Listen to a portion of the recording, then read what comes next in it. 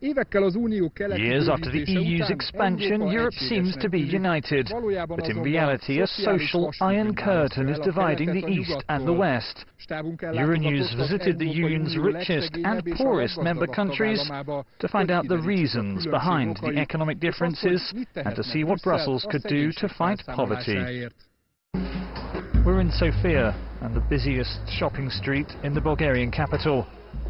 But just a few kilometers away from those luxury shops is Sofia's biggest Roma neighborhood.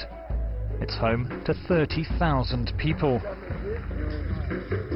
Unemployment and poverty are both very common here. If you don't have a job, you still have to support yourself. Some people pay for things, but others only steal, sucking our blood. The police sometimes pretend to do something about it. But the neighborhood, Faculteta, is changing slowly. Elena Kavakcheva's Health and Social Development Foundation has been working here for the past 15 years.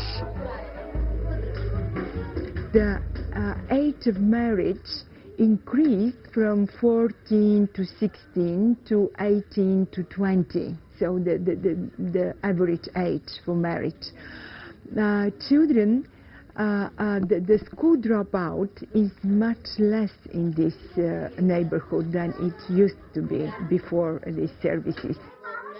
The foundation provides a kindergarten and social and health skills for young mothers. But Elena thinks it will take generations to fight the poverty problem here. All experts in this field actually are convinced that this should be long-term measures. Bulgaria's economy collapsed after the fall of communism. The average monthly income here is just over 330 euros. Meanwhile, corruption and organized crime pose a systemic problem. The corruption in Bulgaria is like a cancer for all the society.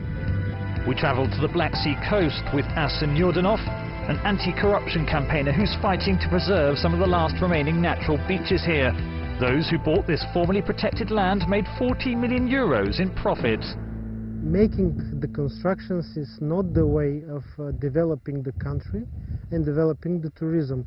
That's the way to give a chance to some oligarchic, mafiotic structures to fill their pocket.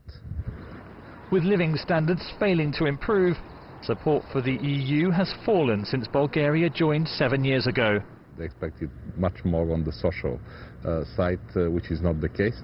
But especially young people, entrepreneurs, etc., etc. I mean, young scientists, they know very well what the European Union is bringing to them.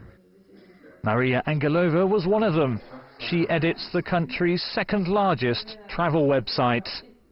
Now I can see that there are many things that are changing and many European money being invested in nice projects and I think step by step, very slowly, things will get better. Meanwhile, in Luxembourg, people earn an average monthly salary of 3,200 euros. It's the second richest country in the world after Qatar.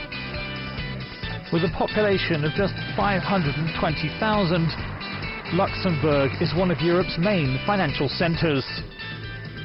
What is the biggest problem in Luxembourg now?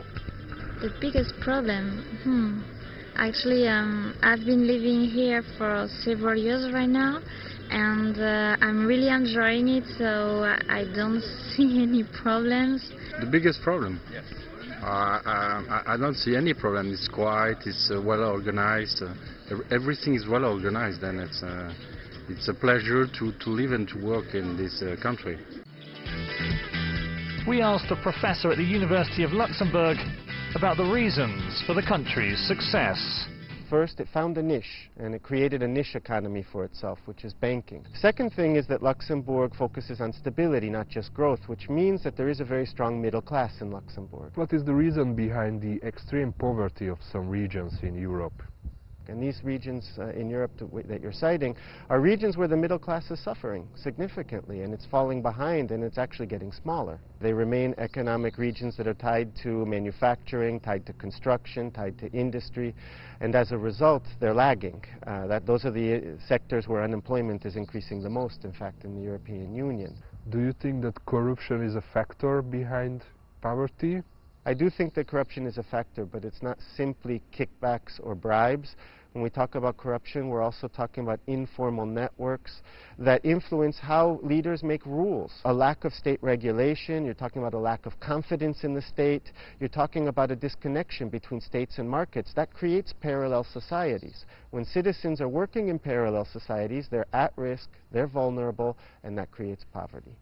Do you think that the European Union was successful in fighting these social gaps in Europe? The European Union has invested a great deal in infrastructure. Now, the problem has been, while they've created infrastructure, they have not necessarily been able to create some of the, to address some of the more structural problems in these areas, such as informality.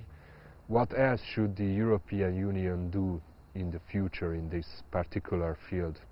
The key to addressing poverty, if you're looking at it as a structural issue, is reinforcing the middle class. So that means trying to create equitable development. 52 million Europeans don't have bank accounts.